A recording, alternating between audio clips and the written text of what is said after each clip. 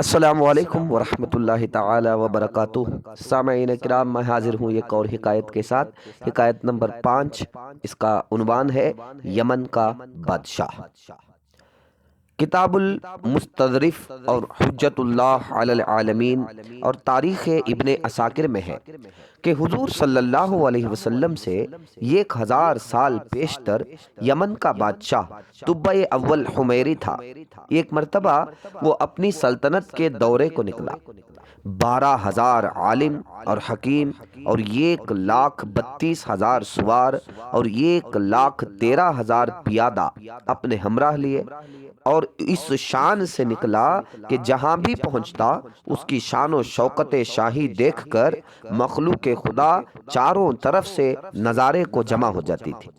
یہ بادشاہ جب دورہ کرتا ہوا مکہ معظمہ پہنچا تو اہل مکہ سے کوئی اسے دیکھنے نہ آیا۔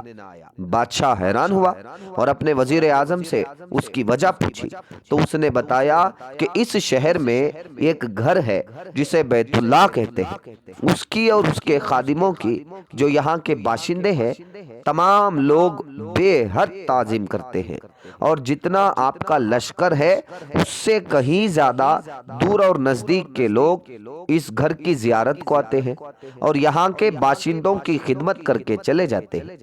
پھر آپ کا لشکر ان کے خیال میں کیوں آئے؟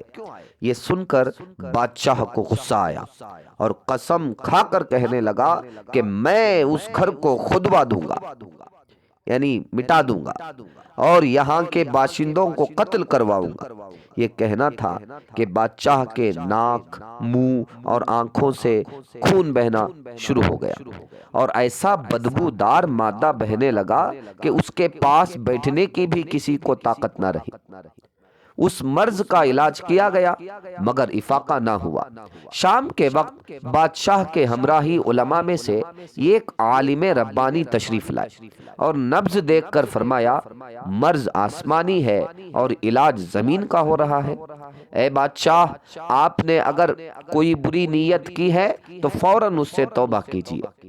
بادشاہ نے دل ہی دل میں بیت اللہ شریف اور خدام کعبہ کے متعلق اپنے ارادے سے توبہ کی۔ توبہ کرتے ہی اس کا وہ خون اور مادہ بہنا بند ہو گیا، اور پھر صحت کی خوشی میں اس نے بیت اللہ شریف کو ریشمی غلاف چڑھایا اور شہر کے ہر باشندے کو 7 اشرفی اور 7 ریشمی جوڑے نظر کیے۔ پھر یہاں سے چل کر جب مدینہ منورہ پہنچا تو ہمراہی علماء نے جو قطب سماویہ کے عالم تھے وہاں کی مٹی کو سونگھا اور کنکریوں کو دیکھا، اور نبی آخر الزماں کی ہجرت گاہ کی جو علامتیں انہوں نے پڑھی تھی ان کے مطابق اس سرزمین کو پایا، تو باہم عہد کر لیا کہ ہم یہاں ہی مر جائیں گے مگر اس سرزمین کو نہ چھوڑیں گے۔ اگر ہماری قسمت نے یاوری کی تو کبھی نہ کبھی جب نبی آخر الزماں صلی اللہ علیہ وسلم یہاں تشریف لائیں گے ہمیں بھی زیارت کا شرف حاصل ہو جائے گا، ورنہ ہماری قبروں پر تو ضرور ہی کبھی نہ کبھی ان کی جوتیوں کی مقدس خاک اڑ کر پڑ جائے گی جو ہماری نجات کے لیے کافی ہے۔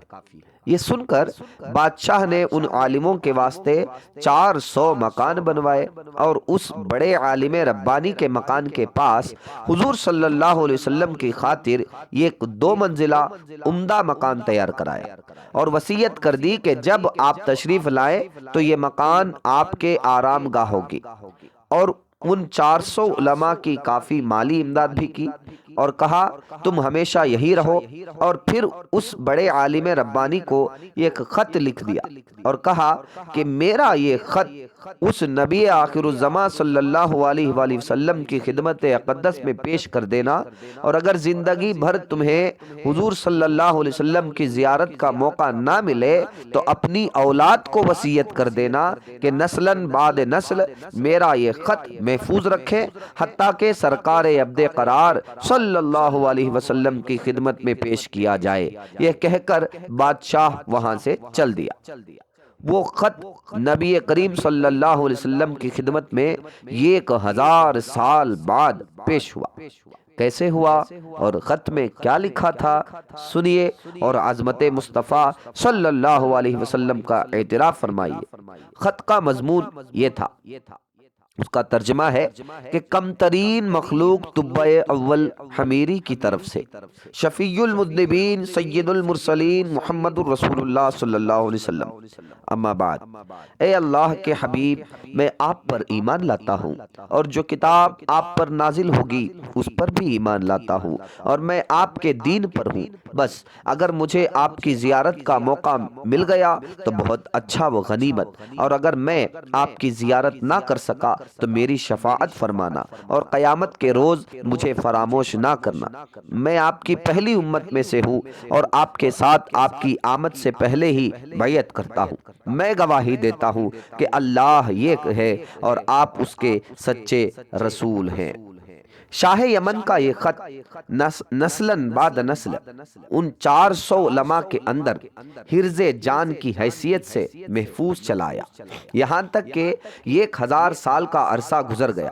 ان علماء کی اولاد اس کثرت سے بڑھی کہ مدینہ کی آبادی میں کئی گنا اضافہ ہو گیا، اور یہ خط دست بدست ماں وصیت کے اس بڑے عالم ربانی کی اولاد میں سے حضرت ابو ایوب انصاری رضی اللہ تعالیٰ عنہ کے پاس پہنچا، اور آپ نے وہ خط اپنے غلام خاص ابو لیلہ کی تحویل میں رکھا، اور جب حضور صلی اللہ علیہ وسلم مکہ معظمہ سے ہجرت فرما کر مدینہ منورہ پہنچے اور مدینہ منورہ کی الوداعی گھاٹی تینات کی گھاٹیوں سے آپ کی اونٹنی نمودار ہوئی، اور مدینہ کی خوش نصیب لوگ محبوب خدا کا استقبال کرنے کو جوق در جوق آ رہے تھے، اور کوئی اپنے مکانوں کو سجا رہا تھا، کوئی گلیوں اور سڑکوں کو صاف کر رہا تھا، کوئی دعوت کا انتظام کر رہا تھا، اور سب یہی اصرار کر رہے تھے کہ حضور صلی اللہ علیہ وسلم میرے گھر تشریف فرما ہو۔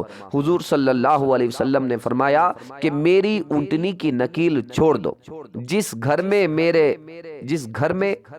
یہ ٹھہرے گی اور بیٹھ جائے گی وہی میری قیامگاہ ہوگی۔ چنانچہ جو 2 منزلہ مکان شاہ یمن طبا نے حضور کی خاطر بنوایا تھا وہ اس وقت حضرت ابو ایوب انصاری رضی اللہ تعالیٰ عنہ کی تحویل میں تھا، اسی میں حضور صلی اللہ علیہ وسلم کی اونٹنی جا کر ٹھہر گئی۔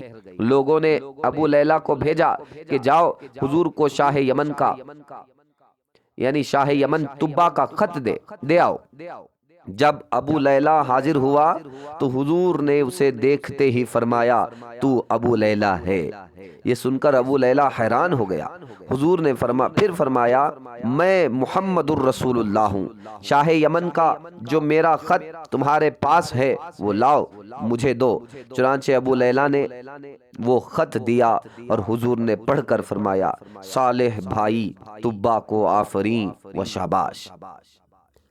میزان الادیان صفحہ نمبر 171 میں یہ حکایت موجود ہے۔ اس سے کیا سبق حاصل ہوتا ہے؟